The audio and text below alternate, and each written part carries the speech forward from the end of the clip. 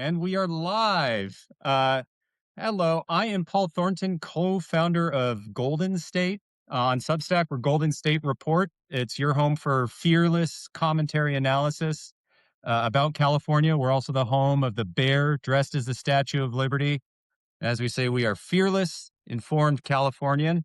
I'm here with Erik Olsen, who he runs the amazing California Curated Substack. Erik, you want to introduce yourself, talk about that a bit? Yeah, sure. Started a bit over a year ago. It's called California Curated. I curate really kind of nature, science, adventure, stories of wonder, all nonfiction, and all intentionally evergreen. Hmm, The stories are always chosen so that hopefully they'll be as good and as interesting in 5 or 10 years as they are today. I see. Um, So yeah, we're more at Golden State. We're more I guess current commentary. So we do our fair amount of evergreen stuff, or we'd like to, but you're really almost all evergreen. But see, yeah, an occasional more newsy story, but Okay. generally evergreen. And then the other sort of principle that we subscribe to is that everything we try to make it stories you haven't heard before. So you're Yeah. not going to read much. If something's big in the news and has had a lot of media attention, typically I won't cover it. I read gazillions of magazines and books, and all my books have highlights in them. And it's usually like, you read a book about ocean mapping, and within that book there's, three or four paragraphs, just little side paragraphs of people or studies or interesting historical events, and I'll highlight those, and those will become full stories. And that's sort of my mo. But you mind the footnotes. Yeah, I mine the footnotes, and then I use Readwise, which is a Mhm. fantastic app that sort of aggregates all of your highlights in Kindle books. Then I'll dig in on a particular topic. I've probably got 14 pages of stuff over the years that I've collected Well, that's as ideas. I want to ask you about that because I saw your newsletter title California Curated, and that seems curating California seems like an impossibly gigantic task. 150,000 square miles. Am I right about that? That I think it's roughly the land. But Yeah, no, massive. yeah, close to 40 million people. I mean, how do you decide what to curate? I mean, you can't do everything. Oh, I entirely focus on what interests me. I see. Well, that comes I through in your pieces. Yeah, I've traveled through almost every nook and cranny of this state. I was born here. I grew up here, although, I moved away for 20 years in New York City and Berlin and Thailand and South America, and then came back knowing that I always wanted to be back here. And every time I go out, particularly when you go up into the Sierra or when you're, on the coastline, you look around and you just ask questions. And now we have this ability to immediately get answers. And that's the point of it, is to have people where they might be look around and say, "Oh, I read a piece about where all the sand comes from on California beaches. I read that piece in California Curated." And you're the guy. And hopefully, they remember that piece that I wrote, and hopefully, it informs them a little better. And so it's not, they don't just stare and gawk and wonder, but they actually know a little more. Yeah, I I know you don't like to talk about politics in your piece, but I couldn't help but think of politics. I more specifically policy, because Yeah. people so often they'll conflate the two. When I read your fascinating piece on the Central Valley and the Yep. geology of the Central Valley, because like you, I grew up in California, family in the northern part of the state and southern part of the state. The Central Valley was just I got to drive through this area on the five, Yeah. sometimes Yeah. the 99, which is a bit more of an interesting drive. You saw something interesting there, and your explanation of essentially how the ground formed got me thinking about things like water policy. Okay. And yeah, I have to ask you, even though you don't talk politics in your piece, you must know that your pieces are going to raise questions about policy in California. that relate to things like groundwater management because of the ground in the Central Valley and how it formed and how important it is to agriculture. Are you aware of this? Do you set out to shape those conversations? Well, I would love to shape and be part of or the instigator of almost any conversation. Now, I would separate policy and politics very clearly in my own mind. I've written numerous policy pieces. For example, Mhm. I have dived the rigs off the coast of California 4 times, and there's a fantastic policy question there, and that is those rigs, when they come to the end of their so called productive lives, when they're no longer pumping oil, by state law, they're required to be pulled out of the ocean entirely. Massive, massive infrastructure up to, into the billions of dollars for the oil companies to get rid of them. But if you dive them, you will be absolutely blown away by the amount of biological life that clings to the pylons and the substructure of those rigs. And it is beautiful life, and it is billions of fish and invertebrates and pink anemones. It is absolutely stunning. In fact, UCSB, a guy named Milton Love, did a study years ago where he analyzed the productivity of those rigs and came to the conclusion, which has since been confirmed, that they are some of the most productive ecosystems on the planet. So it's a policy question. When these rigs come to the end of their productive lives, do you abide current California law and pull them out entirely and therefore eliminate billions and billions of organisms? Mhm. Not to mention that those organisms also feed the local coastal ecosystem, so that the MPAs along the California coast are actually fed by the organisms that are bred and live and grow up as juveniles on the rigs and then populate our coastal ecosystems, the MPAs down the coast. So that's a huge policy question because there is a group. I'm friends with them. Every time I've dived with them. It's called Rigs to Reefs or Blue Latitude. Very smart, very engaged, two young women um, who run that program, and they're advocating that they just cut off the top of those rigs and Mm. leave the substructure. Well, a lot of environmentalists can't stand the idea that you would give the oil companies any kind of financial break by doing anything other than pulling out the rigs into great cost. Now, there's a real conundrum. Do you kill billions of organisms or do you stick it to the oil companies? Well, And, and yeah, so I, that's a I policy question. it's a policy question, and as an opinion journalist, I that provides all kinds of fodder for someone like me. That yes, um, clearly we're living with the effects of oil pumping, and as you pointed out at California Curated, Southern California was a major oil producer. Signal Yeah, Hill, the beaches. yeah, I for about 15 years, I was the letters editor at the LA yeah. Times, and people old enough to remember this would say they'd walk on the beaches near Santa Barbara, Summerlin, Long Beach, and you could see the asphalt bubbling up in some locations on the beach. It's how oil rich this area was. But the opinion journalist in me says, okay, we clearly it was a mistake to aggressively drill for oil. Um, Now that we're decommissioning those things, it's kind of a silver lining to leave it there. And yes, we shouldn't be pumping this stuff out of the ground. But if we're going to stop pumping it out of the ground and the structures beneath the water serve a purpose to help the marine life that was put in jeopardy by these industrial operations, it just sort of makes sense. You know, maybe Well, get over that meet the opinion journalist. That's what I would say.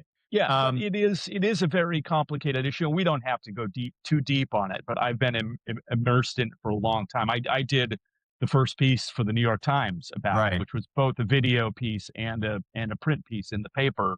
It's quite a bit more complicated, but just suffice to say that there is still a question of liability, and if you leave substructure in place, it still can leak, and there can be chemicals that leach into so there are still remaining issues, and the oil companies, my understanding is they don't want to be on the hook for any of it once they cut the tops off. So it Naturally. does. There are open issues, but I think they can be resolved. And if I had to choose a side, I would choose that we leave some of the substructures in place. And just a quick note: this is up, and it's a news item like today. The state just is getting through with its environmental analysis, and they're putting forth those two options to pull them out or leave a substructure. So we're in the middle of that debate, like today. Um, how do you actually a reader had this question. Is there a way to access the rigs? How can a diver access the rigs themselves? Oh, there's a couple of outfitters that do it out of San Okay. Pedro and Long Beach. Couple of boats. I forget the name. I was just on it. I was just diving there in November. Yeah, you're in the water a lot, I see, by your, newsletter. It's the best. It's my. It's if diving is one of the most magnificent experiences you can have as a human being. Hmm. Yeah, I know you have issues. I'm the only Norwegian who's not comfortable in water. Yeah. But I actually wanted to ask you that, you know, I want to ask you, what's the one wonder that you think people need to see or experience or know about California? But that feels almost impossible. So, do you have like a top three list? You mentioned diving off the ocean, but you've been to, you just had a piece about the Long Valley Caldera recently. And I have to quibble with you. You called US 395 one of the most beautiful drives in California. It's one of the most stunning drives in the world. Yeah. It's Yeah. there's Yeah. I feel like there's nothing like it. So Oh, get it right next do time. doing that 5-hour trip is made so much easier. Like, if you do the 5-hour trip from LA to San Francisco and you take the 5, it's just like, even though, like I said, I think the Central Valley is very interesting, and I do a lot of stopping and droning of, like, the Harris Ranch beef Mm, farm, which is fascinating. yeah, There are some water pumping plants, the Wiseman plant, which is there just down from the Grapevine, which is totally fascinating, but yeah. otherwise it's a dreary drive. And yes, 395, your heads will swivel after you get past Mojave. Your head will swivel in both directions the whole drive, and you almost, you don't need a book, or or if you're driving, you just are constantly gazing outside. But yeah, the caldera, I spend a lot of time up there, and I have for many years. Since I was 7 years old, I've been going up there.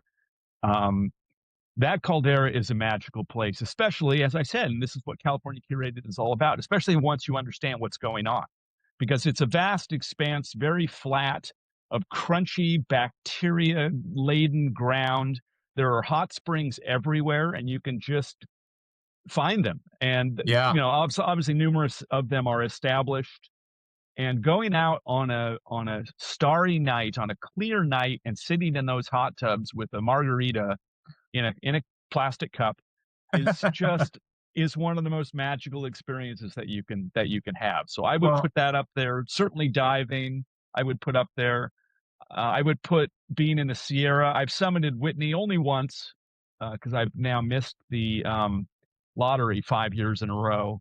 But I would say summiting Whitney, getting up into the Sierra, is bar none one of the great experiences you can have. I mean, then what else? Redwoods, come on, it's yeah, bristle it's tough. cones. It's impossible. Well, you want me? I will preach from the mountaintop about the bristlecone pines. Yeah, I mean that's. I think you and I have talked about that because that's really for me. It's the bristlecones with a bullet. It is. You drive up to the White Mountains, and I believe there are still some that are not doing so well in Death Valley on Telescope Peak. That's a little yeah, farther south, but the biggest grove is on the White Mountains. Again, if you're visiting the Sierra and you go east, the White Mountains are majestic, otherworldly. Once you get up above 10,000 feet, but up there they have the bristlecone pine forests, some trees over 4,000 years old. And actually, on my 40th birthday, I made a point of driving up there and just being with things that are impossibly older than me. So that's my list. And I often evangelize to people in Los Angeles. If you haven't, and it's safe because sometimes it's dangerous, but if it's safe, please get into the San Gabriel Mountains. Spend sure. some time there. see what it's like to look on the north side and feel like you're 10 degrees latitude farther north in an instant. Um, It's to 20 minutes, 20 minutes, 30 minutes from LA. You can, I mean, Yeah. I'm at the San Gabriels are right here for me. Like I can walk to the San Gabriels in 15 minutes. So Mhm. yeah, I'm in total agreement with you that Yeah. it's a fantastic resource. Yeah. I'll make a plug here too for a San Gabriel experience. There's a place called Bear Divide, Yes. and I know the guy, John McCormick, who's at the Occidental Moore Lab of Ornithology. They've been studying Bear Divide now for a couple of years. Bear Divide is a saddle in the mountains, sort Yep. of a low saddle. And the Pacific Flyway comes through California. So you have migrating birds in the millions, all sorts of different, amazing, colorful species like tanagers, just Yeah. unbelievably beautiful birds. And through by the millions, they hit that saddle and dive I know, bomb they get through it. sucked down. It's fascinating. So if Eh you're a birder, that's like I think it's been called one of the best birding spots in in the United States. Yeah, I mean, you know, at Golden State, we write a lot about, politics and policy and so forth. Something that I've written about is actually federal management of the San Gabriel Mountains and, how in the last year it seems to have changed. They, recently, they opened the Bridge Fire closure area, and the Bridge Fire was this 50,000 plus acre fire in the San Gabriels. And the Forest Service typical practice is to, set a closure date and then incrementally push it back as needed to allow for nature to recover. And part of what fascinates me about the mountain ranges, like the San Bernardinos and the San Gabriels, as opposed to the Sierra Nevada, the Sierra Nevada are majestic, but I evangelize for the local mountain ranges just because I actually know people who've come from Colorado and they say, "Oh, it looks dry and uninteresting," and it makes me pull my hair out.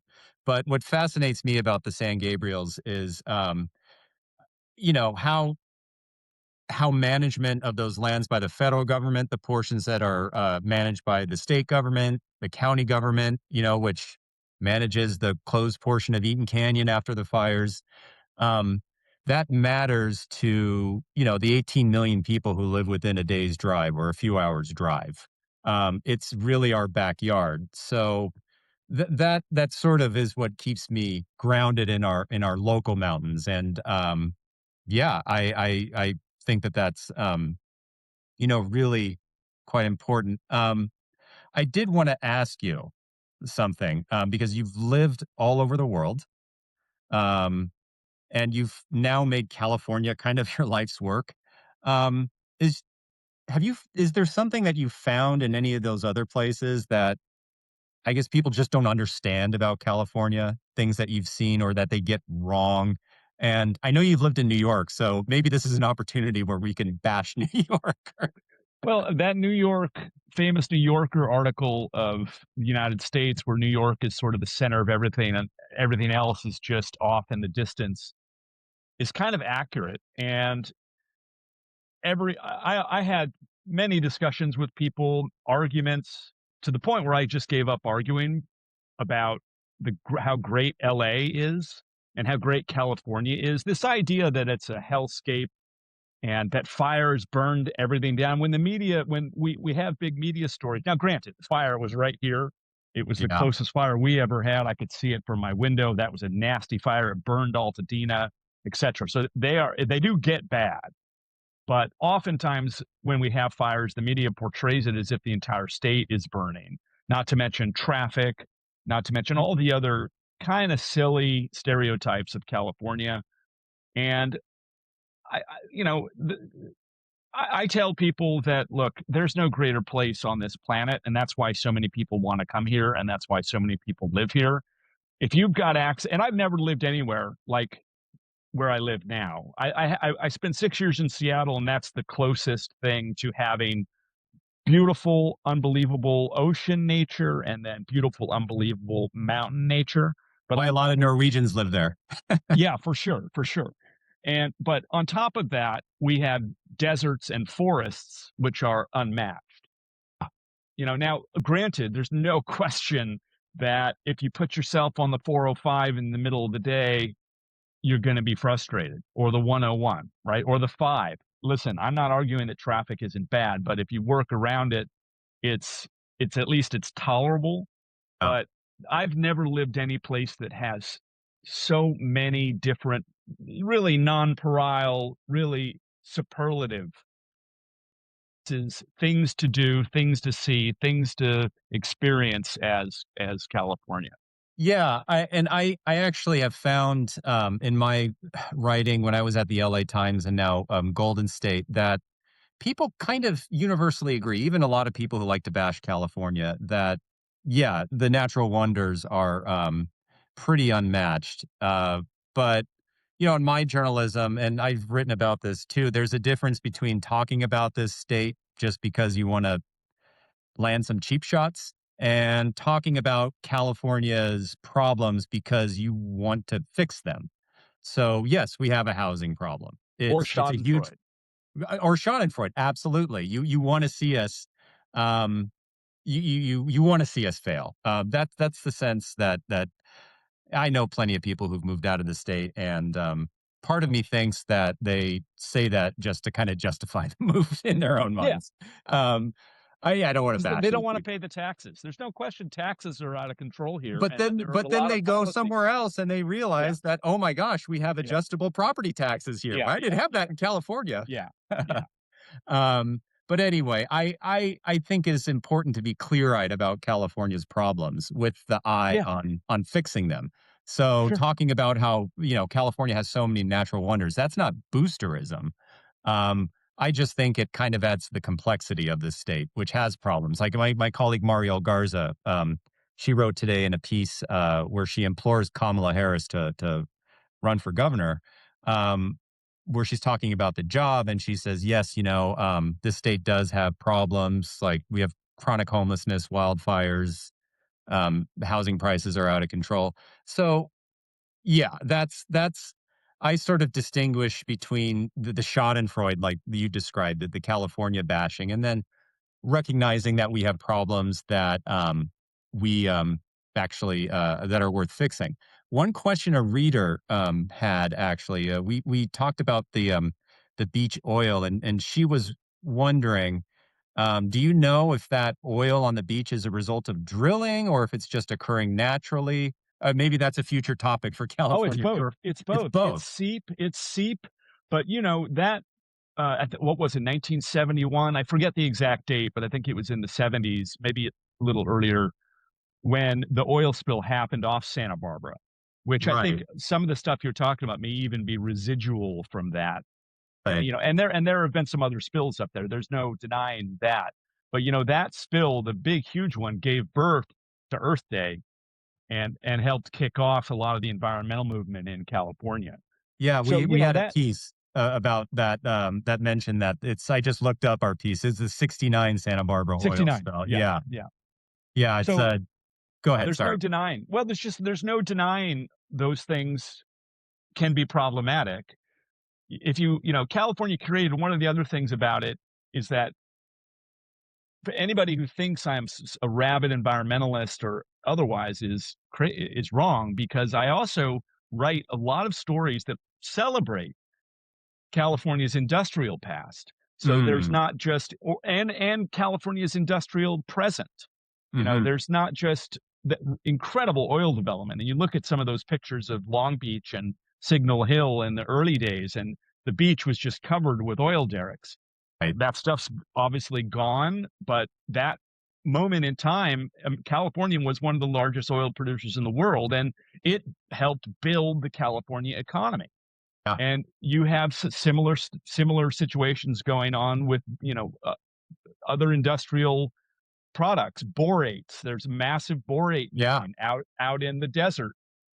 People complain about it, but it's one of the largest producers outside of, I think it's Iran, of borates, and borates go into 10 billion different industrial products that we all love and enjoy, including, if not most importantly, borosilicate glass, which is Mhm. used in microscopes and which is used to make Pyrex and Yeah. all these other products that we have and that we enjoy and that are part of our daily lives. And I could go on. I've there's probably 10 different pieces I've written over the last year about these moments of California's industrial past. Citrus is another one, Hmm. um, and squid off the coast. And I don't tackle this as a rabid environmentalist or with a liberal perspective. I actually celebrate it. Like these things, took people, created jobs, took people to build these companies and these industries. They contributed massively to the California economy at the time. Do they reach as we were talking about the oil rigs, their end of their productive lives and things Hmm. change? They do. But I reject the idea that we should be so against industry, which as on the left, I think people do tend to be very, very anti-industry, and I think you need to be more case by case. I don't want oil spills. There's no question. I wouldn't mind if we did not ramp up oil drilling again in this state, which is something that I understand the Trump administration wants to do, and Newsom is, and most of us are rabidly against it. But just the blanket um, criticism or rejection of industry in California, I think, is wrong because California is obviously the fifth largest, fourth largest economy now in the country, and there's a reason for that. Granted, now that's Silicon Valley stuff, Yeah. AI, but then people have complaints about AI. All of the Well, the data centers, data the centers that cooling, are and consume electricity. It's no question. These things everything's a double-edged sword. I'm not there to judge for yeah, most of the stuff that I write. I'm yeah. just there to tell you what happened. Yeah, and we actually at Golden State we run plenty of pieces that do judge, and that's kind of our thing, our platform. We Of actually had a course. piece. Yeah, we had a piece by David Helberg. And actually, I had to go down to Long Beach to take a picture of one of those oil rigs disguised as an island, really Yeah. poorly disguised Yeah, yeah. Yeah, yeah. as an island. Yeah, and it's I see California, especially when it comes to resource extraction, as this might seem like you're having it both ways, or I'm having it both ways, as both kind of a cautionary tale and hope for a better future at the same time. I Yeah. see California as kind of fixing a lot of the mistakes that we made in Yeah. housing policy, industrial policy, maybe, so perhaps other states and other places don't have to make them. Maybe the idea of expansive single family zoning, maybe you don't want to do that if you want to maintain a housing stock large enough and low price enough to accommodate population growth. Sure. Actually, on that theme, I got a comment from one reader. He's actually someone I interviewed. He's an activist, Paul Scott. He wrote a lot of letters to the LA Times, and I interviewed him, made a video, and I hope he's still watching. He stands outside a gas station in Santa Monica holding a large sign that says something to the effect of "When you buy gas, you support Trump." So he's a Okay. very he started the group Plug in America, and He doesn't he's travel much, oh, but he's got an I love electric Paul. car. I love Paul. That's good. Yeah, but he wants to clarify that the only reason we drill for oil is because there's a demand for it. So go electric. So that's, point taken. Okay. In that way you could say, Let me go just ahead. say I'm in agreement that we should be shifting to an electric future 100%. Hmm. But when they tell me that I need to do everything in my house electric, when Southern California Edison goes down for hours and sometimes even days at a time in my neighborhood, I'm not going electric for my stove, for my grill. No way. For my house, my heating.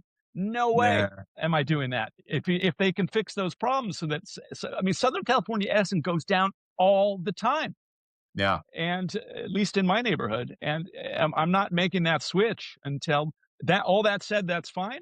Yeah. I would love a Tesla. I would love a Tesla. I have no problem. Hmm. Although doing that bristlecones drive, one of the great things about living in California is, especially doing some of those drives we're talking about, and the 91 and these, is I love to be on my way somewhere and then say, well, I don't have to be there until tomorrow at the meeting.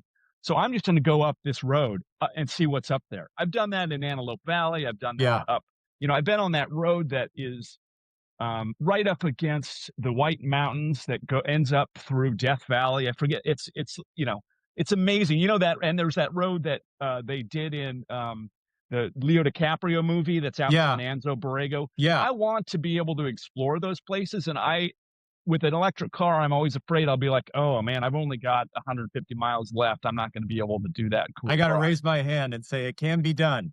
Yeah, yeah. I'm So, again. actually, that 40th birthday, thing that I did, I rented a Tesla and I drove it up to the White Mountains. Um, it was about 280 miles of range, I think, and the reason why I rented a Tesla is, there are actually, the Tesla superchargers in remote places on the 395. At the time, if you used, another brand, you would have been left in the dust. But yeah, it took a bit of planning, and I couldn't take many of those side excursions. You come down from the White Mountains. I forget what that highway is, the one that, crosses into another valley in the Great Basin, and it goes over to, I think it's US 6. I don't know what it is. Um, but I was tempted to go up to Aspendell and maybe take a right and go up the Bishop Tuff, but no, you have to Let's stick to see. the plan. You do have to Yeah. stick to the plan. I But know, and that's not what I'm about. I'm about exploring on a whim. Every time I've ever lived abroad, I lived in Chile, I lived in Thailand, and the great part of doing that is you go down an alley, then you make a right on some other. You don't, you're not sticking to the tourist path. You're wandering the streets and wander for miles. mhm, I've wandered through Brazil and ended up in favelas dangerously, but those are invigorating experiences.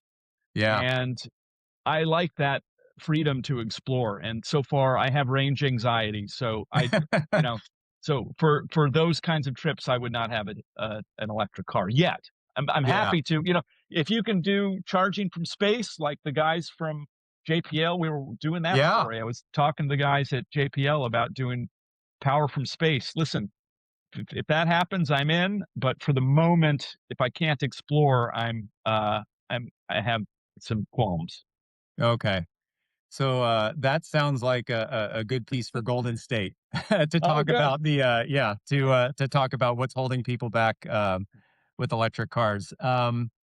You talk about exploring California and needing to go, um, just take the side road, and I'm with you on that. One of the first things I did, after I left the Los Angeles Times was I drove out to New Mexico and I stopped in Amboy. Do you know Amboy? Oh, yeah. Yeah, I had to see it. Drove through northern Arizona, basically did a walkabout. Um, but part of the reason why I did that is I want to get a sense of the different regions of California, and maybe this is too broad of a question to ask, but you've been to all corners of the state. How do you conceptualize it geographically? Its sections. How do you divide it? Because I was listening to an NPR broadcast the other day about the avalanche, by Lake Tahoe, which is a Yep. very tragic Crazy. story. Oh my Yeah, god. I can't imagine being a rescuer It tore knowing my what they're. heart out. This Yeah, six moms. Holy it's love terrible. God. It But just ugh. the way they introduced it was there was an avalanche in the mountains of Northern California.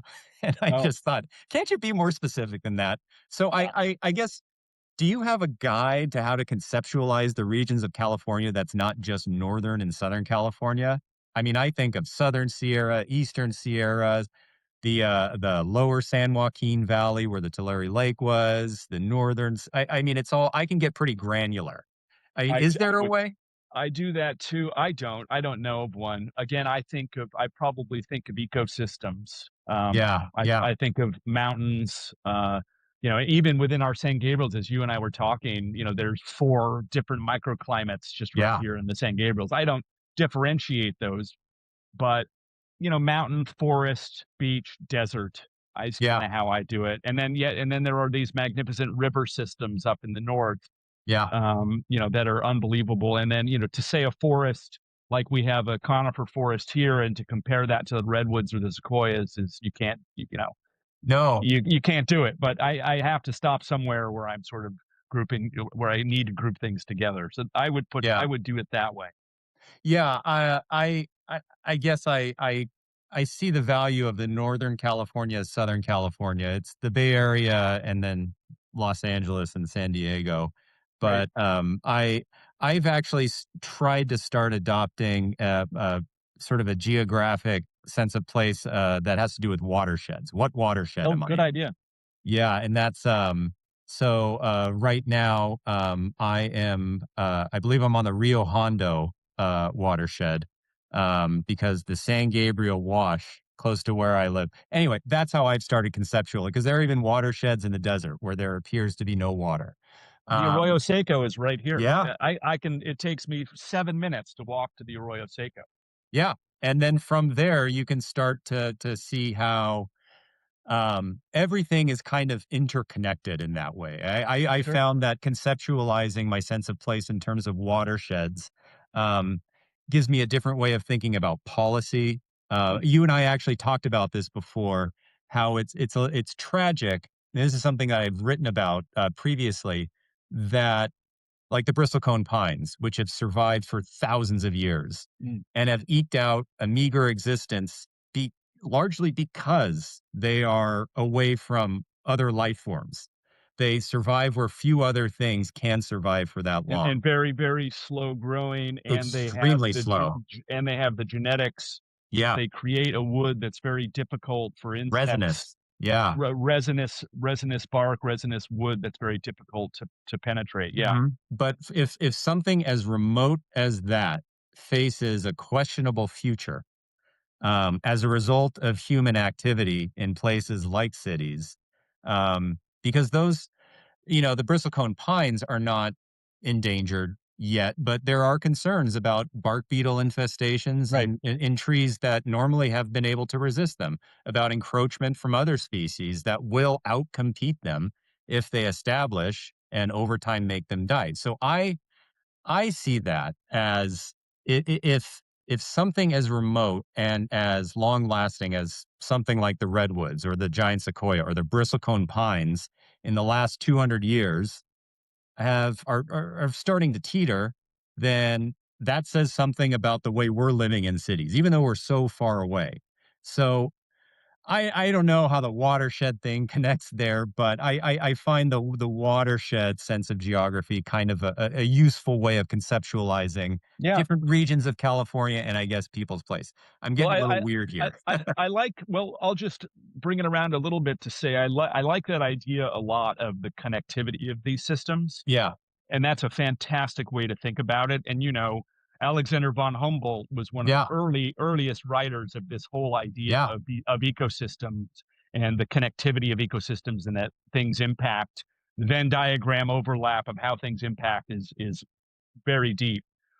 But sort of a modern apostle of that way of thinking is a guy named Obi Kaufman, Yeah. who's one of the big writers now, doing these field atlases that do exactly what you're saying, and it takes on these ecosystems, explains them with the most fabulous art you've ever seen. He's obviously a genius, a savant of some kind.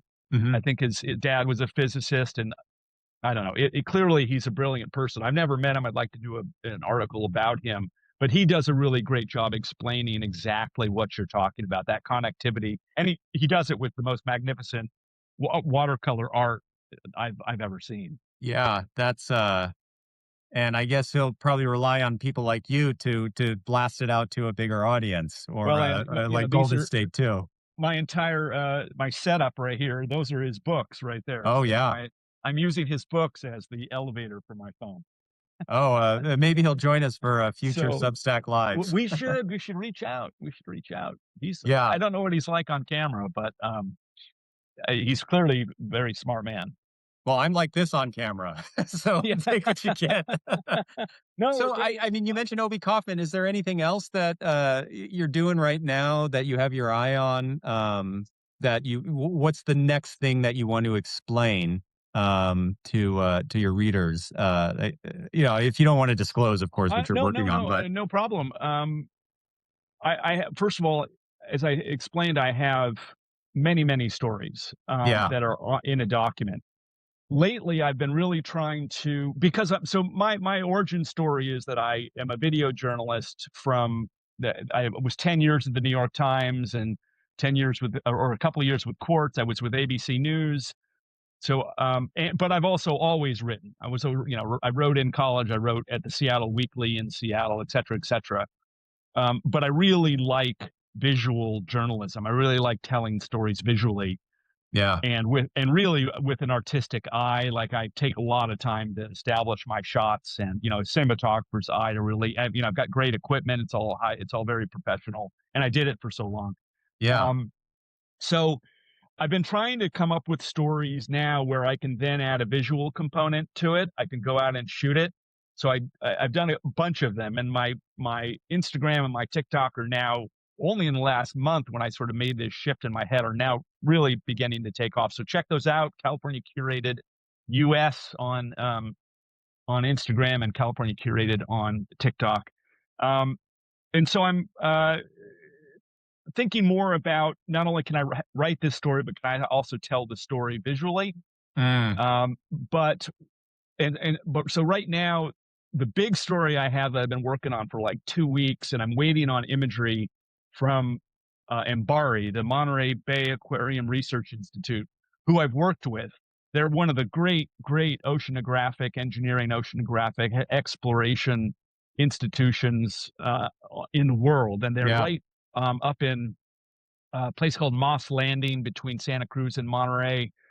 And Moss Landing is exactly where the Monterey Canyon comes and meets the shore in California. And the Monterey Canyon is, again, one of those places of just unbelievable wonder. It's one of the largest marine canyons on the planet. It's as big as the Grand Canyon, goes yeah, hundreds of miles offshore, very, very deep, 3,000 meters, I think, or more than that. And Mbari is perfectly situated to explore that region. So you get all the different levels of oceanographic ecosystem, surface, twilight zone, even not quite Hadal zone because that's like Mariana's Trench, but midnight zone. Um, so my and fabulous people, real pioneers in ocean exploration that are there, mhm, and they're very focused on engineering. So as opposed to Hui, which is kind of more a little more science stuff, Mbari builds these systems that go into the not that Hui yeah, doesn't, the Woods Hole on the East Coast, but this is really the premier oceanographic institution. mm, Scripps is too. Scripps is up there, but Mbari particularly fascinates me. So I've got a long, and I'm trying to figure out how to cut it, I piece see. on Mbari that I'm writing, and That's fascinating. yeah. I mean that actually, because I you mentioned Moss Landing, and my father, who now lives in Montana, so he's a California exile. um, Oh, yeah, he left, but he lived in for the longest time. Do you know the little town Prunedale? It's outside Salinas. And okay. front it's a I know hilly that area. area. Sure. They call it Prune-tucky. It's a Okay. bit yeah, it's, no knock on Kentucky or anything, but from his house, you could see Moss Landing, the giant Okay. stacks there, and, I no longer eat fish, but back when I did, worked up the bravery because I'm not a big fan of being on boats, to go salmon fishing with him in the Monterey Bay. And what Cool. fascinated me is you go out on the bay, and he had one of those very early water penetrating radars where you could tell how deep you were. And it'd be 20, 30 feet deep. Be And sonar. suddenly there would be a drop. And Yeah. that frightened me more than Yeah. anything. And I just developed this a childlike well, it was a child's, a picture of this underwater kinda Grand Canyon thing, and you think, "I wanna go down there." Me, I think, "Oh, I gotta stay away from that area." Yeah, I But have it's a no such fascinating problem. Oh, I yeah. wrote a piece about how we need to so Mbari and the other oceanographic institutions on the California coast are all AUV and ROV systems, remotely operated vehicles, basically, or autonomous vehicles. So it's Yeah. robots, sending robots down. And I've been in a sub 3 times once down to 2,000 feet. And there is no substitute for being in situ as an individual exploring these places. Now, I know Mhm. we had the Titan disaster, but that is an outlier. That is complete outlier. I just produced a Nova, that Yeah. science show on PBS. I produced an hour of that about a year and a half ago, and one of the segments was about submarines and a company called Triton in Florida, where Mhm. they certify their subs by a very well-known international agency. So it goes through all the engineering rigor to make sure that these things are safe. Their operation record is perfect, literally no accidents, no Yeah. deaths. And my argument was that we need to bring human exploration, underwater exploration, back to California. However we do it, it's not cheap, but Mhm. these institutions like Mbari, Scripps, Hopkins should band together and purchase a sub and maybe take tourists out, find other ways of financing it. But there's no substitute for human exploration, and I would go in a sub tomorrow if the Oh. opportunity arose. So, this organization doesn't make their, submersibles out of, carbon fiber, I Yeah, hope. right. No, exactly. So I interviewed James Cameron for that story, Oh, yeah. and before the interview, we probably were talking for 20 minutes together. And I never once mentioned a single movie or Hollywood with him. It never even came up. We talked entirely about ocean exploration and technology. And he was the one who was very like, dude, everybody in the industry, everybody in the underwater community knew that this thing was dangerous and would fail. Just Mhm. because it was made out of carbon fiber, which, as you know, carbon fiber doesn't compress. Mhm. So all of these subs that I'm talking about are typically steel or titanium spheres, Mhm. or acrylic, which also has an incredible. It doesn't. It actually gets stronger as it compresses. Years ago, I actually, I visited the old, McDonnell Douglas, excuse me, Douglas, then McDonnell Douglas, then Boeing factory in Long Yeah, Beach, and, they were building the final Boeing 717 on the assembly line, and it to get to your point about industry, it was kind of a depressing sight, this giant factory that, was dark in these cavernous corners. There were lines on the ground to guide bicycles, which spoke to a much busier time. And there was this one small plane in the corner with lights shining on it that was about to be finished, delivered, and then the factory would be closed. Anyway, um, I asked one of the guys who was, I believe he was in charge of the line, about carbon fiber, and he spoke to the wonders at the time of how it can handle expansion, compression. yeah. Yeah, No, the and opposite of compression. Yeah. when you were talking about, well, actually, when that whole thing happened, I thought of my time in Long Beach as a journalist, talking to some airplane assembly worker about carbon fiber, even though the plane wasn't made out of carbon fiber. He just mentioned it. Um, yeah, I And of course, that's another one of those industries that mhm, California was built on, yeah, aerospace, which, as you say, went through a period of decline and degradation and job loss, but now feeds the California space industry, which is unparalleled. yeah, Engineers, know-how, facilities, technologies. If you go down to El Segundo now, or around SpaceX and Hawthorne, those places are vibrant new industrial areas that are building the future. yeah. Whether you I like actually, Elon or not, I don't care. That's not my oh that's again, but you can't deny that that's happening. And that's yeah. again, there's something about the California spirit that's part of that is allowing that to happen. And I think it's kind of magnificent, but there are others who disagree. No, it's really interesting. I actually, the Los Angeles Times was, it is headquartered in El Segundo, Oh and yeah, yeah. I've So been there. my last day at the LA Times, I drove away from El Segundo, and you could kind of read, anyone watching can read about the circumstances at the LA Times that more or less resulted in the creation of Golden State. Both my co-founder Mario Garza and I, we started It's a Golden State. disaster. I think the LA Times reporters are doing such great work. If you want to talk about California industry, the newspaper industry in Southern California, once this vibrant, really interesting, cutthroat business is it's floundering a bit. Golden State was kind of born out of that. But when you mention El Segundo, I know it's a center of aerospace and so forth, defense contracting. The Raytheon building was close to the LA Times. I drive by Hawthorne or take the Green Line. Excuse me, I think it's the J line now, or is it the C line? I don't know. And you'd see the rocket outside the Yeah, SpaceX headquarters in Hawthorne. It is yeah, fascinating. It just when you say El Segundo, it carries a different meaning for me. yeah. Well, but down near the beach too, you've got Onduril and Mhm. the one that's flinging the satellites into space with Yeah. the trebuchet. It is entrepreneurially alive, and Mhm. technologies are being developed there, whether you like them or not. Drones that kill people, that's not great, but there's plenty of other stuff that's happening down there. It's a renaissance for Yeah. American aerospace technology. And again, I think it's to be celebrated. I Mhm. think the decline of the Los Angeles Times is one of the worst. Look, we could get, You could ask me about that. I don't, well, I don't have, any, my opinions are that they blew it. Like they had a chance, and it was that their implementation of technology. I don't think it was a reporting issue. It was a interface technology issue that Yeah. they didn't do what the New York Times did.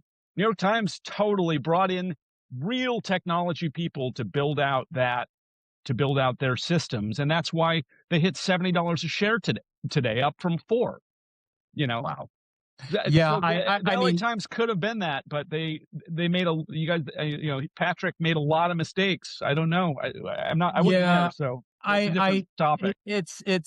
I was there since 2005, and I think that's when the financial decline really took off in haste. Um, there were Sure. cuts and there was no coming back Oh from yeah. those cuts, Oh and yeah. Maybe that's true. things and there were always this talk about reinvention and finding ways to make ourselves relevant with readers while the executives they were driven by share prices. Then the I LA know. Times was sold to Yep. a private equity investor, taken I private, remember. bankruptcy. It's all sorts of and the newspaper I left I remember, I was in the opinion section, and the opinion section is unfortunately they still have some editors and columnists there who are doing great work, but it's a lot smaller. It's a shell of itself. The editorial board, which my colleague Mariel used to serve as editorials editor of, it does not function. It does not exist anymore. Um, it's Anyway, lots of issues, and of course financial issues, etc. But he came in with a billion plus billions. dollars and didn't turn it around. And I just think that 40% of that, 50% of that was he didn't understand, or the people that he hired didn't understand technology and how to use it in such a way to reach people properly. The interface of the paper is a nightmare. What's that big blob of video at the top of the paper now that you go to? It's nonsense. It's a waste of space. Anyway, Oh my I don't have gosh. to. We don't have to go Oh, into it. it's I still subscribe, but I do too. it's a disaster. It was human failure. It was error that has ruined that paper. And we need a Laureen Jobs or Mackenzie job Bezos's Bezos. wife Yeah, to yeah. come in and bring in some good technology people but maybe Yeah, not. Maybe it's just a lost cause. Anyway, maybe I have a it's hard our time. opportunity. Yeah, well, I mean, Golden State exists because of largely because of what happened at the LA Times in 2004 with the endorsement controversy and so forth. We're pursuing a nonprofit model right now. So we don't have billionaire backers or anything. So I guess you could call it the NPR type It's a model. great publication. I'm It's reading it we're now, working hard. and I will read it when it comes through, which is more than I can say for about 80% of the newsletters that I get on Substack. I actually, and I make time for your newsletter, Oh, thank you. too. And I have to say, I'm actually not the best newsletter person. I I go to your site and look for the articles. I don't sign up to get the emails because my inbox is slammed. Anyway, So any way you read it, that's great. yeah, I do both with yours. I do both. That's one of the I applaud Substack. I think they've built a mhm, very accessible, and again, this is technology driven. They understand interface, yeah, which they understand interface, and that is the low hanging fruit of building a media property interface. And they've done a terrific job with it, and so it makes it easy to read and access. And yeah. now you can do videos in these video conferences, although they should have it on the PC. They should have an app on the PC, which I'm sure they're doing.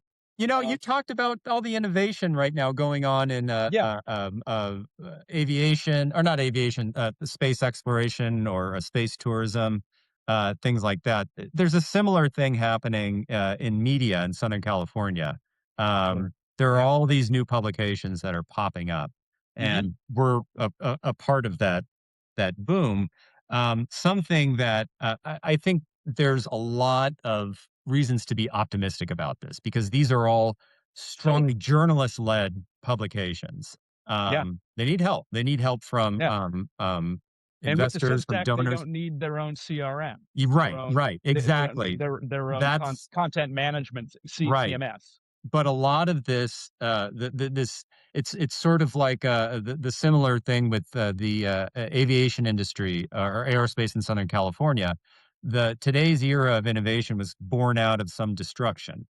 Yeah, It's good that the Cold War ended and so forth. sure, But I remember as a kid, a lot of people having to learn new careers sure. very quickly. Um, Actually, the old I'm sure you have come across this, but Los Angeles's main passenger airport used to be in Glendale. Glendale is where I'm from originally as a kid, and now that airport is, I think it's home to Disney animation, something having to do with that. So There's it's always been change. it's there's always change, but, I think the old terminal building is still there, but I kind of reflect on that in this media environment that, there's change, but a lot of this is happening, because, you have the New York Times, but other, outlets are having a hard time making this model work, and then you have people like Jeff Bezos and Patrick Soon-Shiong come along and decide that they maybe are getting tired of investing, in their media companies. Well, the So hope this is that innovation is yeah, born yeah, out of a lot of yeah, destruction, and that's absolutely. the reality Yeah, right now. So I'm in it. yeah, yeah. I'm with you, and the hope is that people begin to recognize that there are people who put in a lot of work, which you and I both do. I mean, a lot Yeah, of work. yeah, I'm not doing this, I, I really, it's not just finding the story, but then writing it and finding the imagery or shooting the imagery. It's a ton of work. You put your effort into making it accurate and honest and interesting.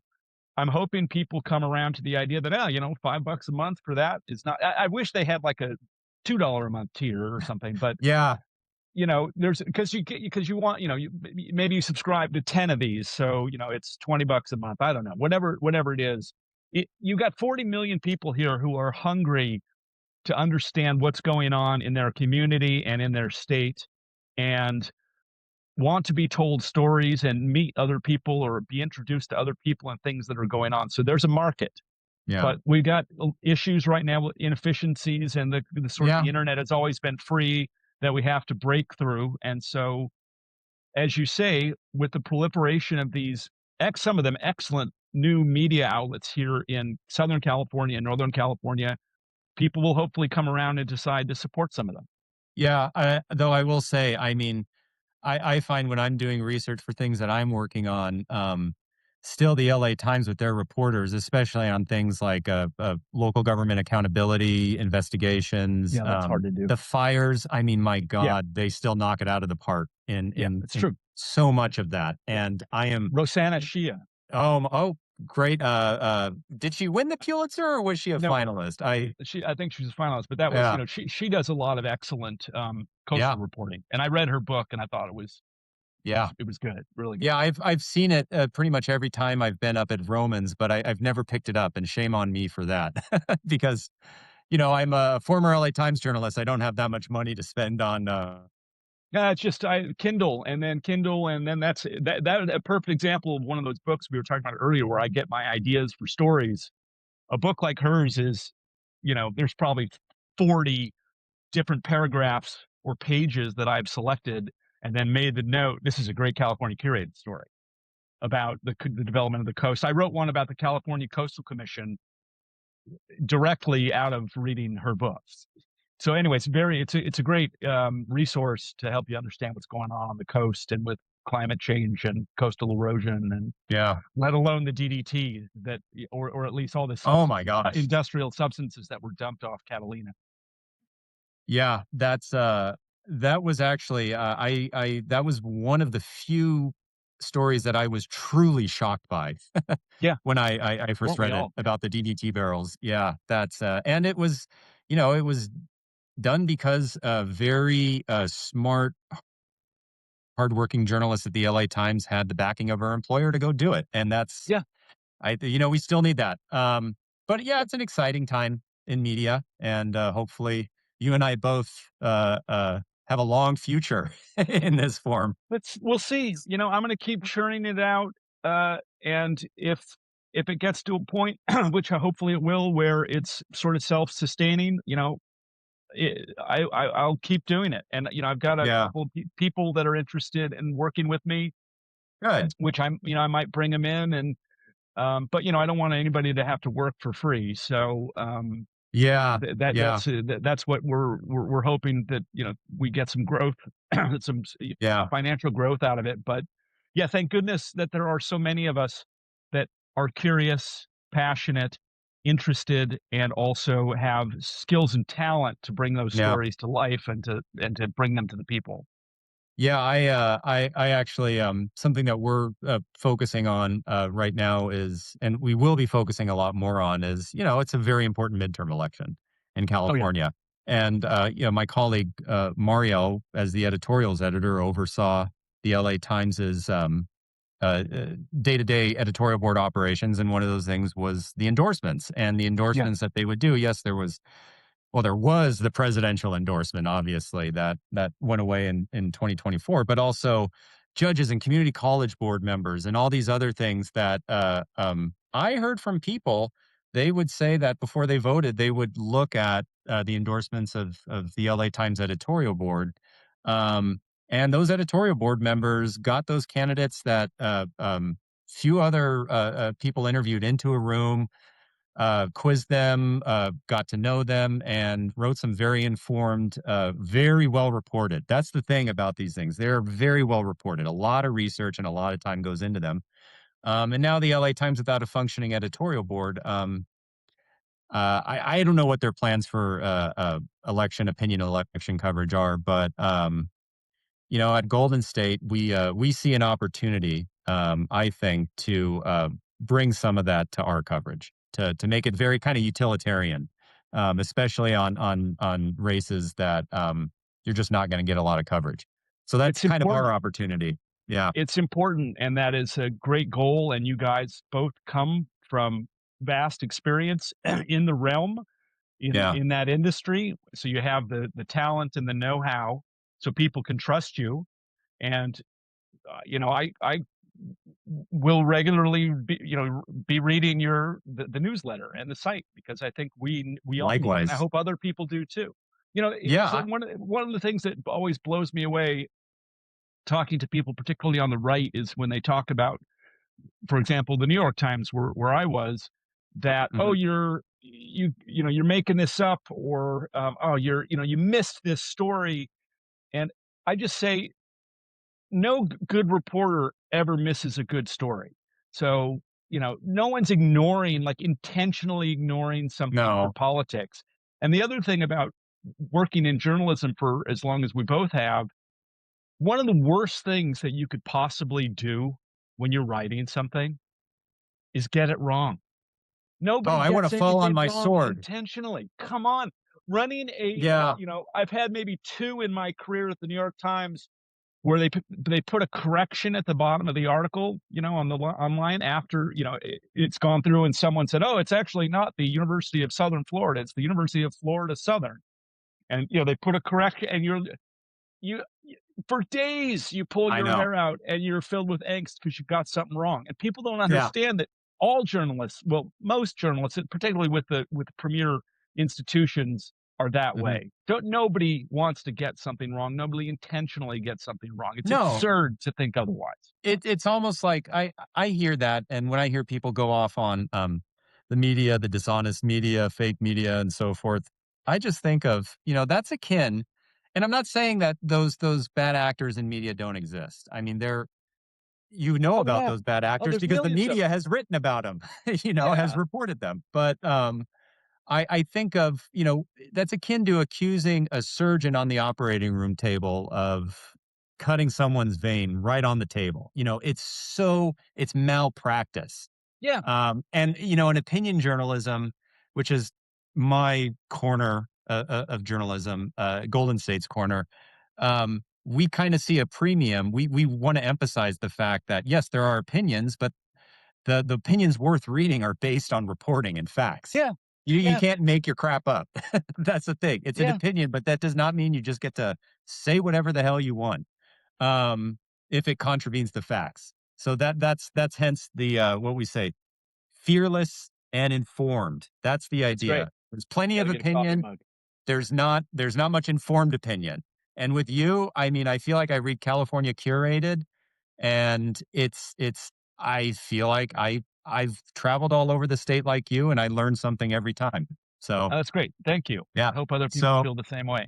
well, I think we've taken up way too much of people's times, but man, we could talk That for a was fun. while, Eric. Yeah, well, let's do it again. Let's do it again. I'll Yeah. host you on one of mine. That'd be All great. right. Well, next time I'm always looking for stories to write about, especially the San Gabriel Mountains. Something that I really am following, are just the dramatic, ecological changes that are ongoing right now and that are very fast and very kind of scary. Um, so next time I do something on that, I'll reach out to you and maybe we can talk Great, about it. Yeah. great. Well, But let's do it personally as a reporting trip where we hike the Brown okay. Mountain Trail. Yeah, I borrow your drone. Yeah. All right, Eric, thank you so much. Thanks to Paul, the thanks for having me. readers. Yeah, Yeah, thank you. We got a couple of them. we I'm got a pretty couple dozen. grateful. I am But, grateful. we'll, Subscribe to California Curated and Golden State Report and on Golden Substack. State. Yeah, Find yeah, us also on golden-state.org. yeah. Um, this video I'm gonna post on our YouTube channel, the Golden State, Report YouTube channel, so you can find it there. It'll also be on Substack if you wanna watch later. Um, Eric, you do with the video with what you will. So, Yeah, I'll post it. It's great. This all was right. fun. All right. I always have a pleasure talking about California's nature and people and history. And thanks, Eric. Absolutely. Okay, All thank right. you, and I'm thanks going to to end this. everybody for showing up. Bye. Thanks, Bye. readers.